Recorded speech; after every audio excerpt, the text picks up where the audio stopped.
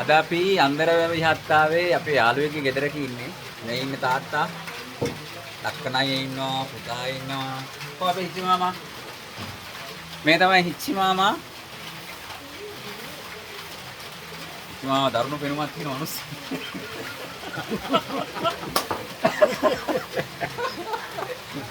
මේ අපේ සහෝදරයෙක්.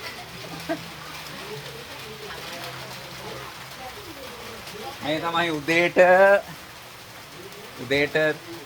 කොළ කැඳ හැදෙන ආකාරය.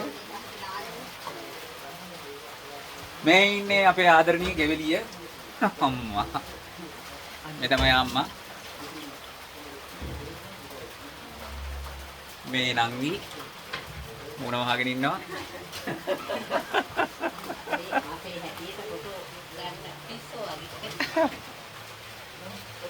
මේ තමයි මුළුතැන්ගේ ඈ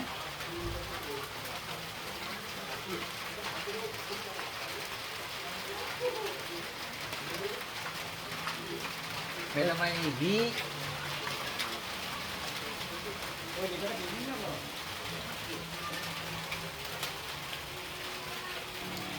සාමාන්‍යයෙන් මේ බව්වා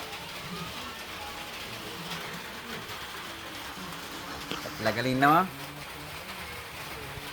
සාමාන්‍යයෙන් අපි දන්නවා වැව් ගම්මානවල සංකල්පයක් තියෙනවා මේ පැටිපස් පරානේ හදාපම් වඩාපම් කියලා. ඒ කියන්නේ පරාණ පහක් හදන්න කියලා කියන පූස් පැටියා, කුකුළු පැටියා, බලු පැටියා, හරක් පැටියා, ඊළඟට තමයි කොළු පැටියා. ඒ කියන්නේ මේ දීපල මේවා ආරක්ෂා කරමින් ඉස්සරහට අරගෙන යන දරු පැටියෙක් ඉන්නවා. එතකොට දැන් මේ අදටත් මේ වැව් ඉහත්තාවේ තියෙන මේ ගෙවල් වල අපිට දකින්න පුළුවන් ඒ පැටිපස් පරානේ ඉන්න විදිය, ඒ වගේම ඒ අය ඒ සතුත් එක්ක, ඒ වගේම මේ පරිසරයත් එක්ක ජීවත් වෙන විදිය අදටත් දැක බලා ගන්න පුළුවන්.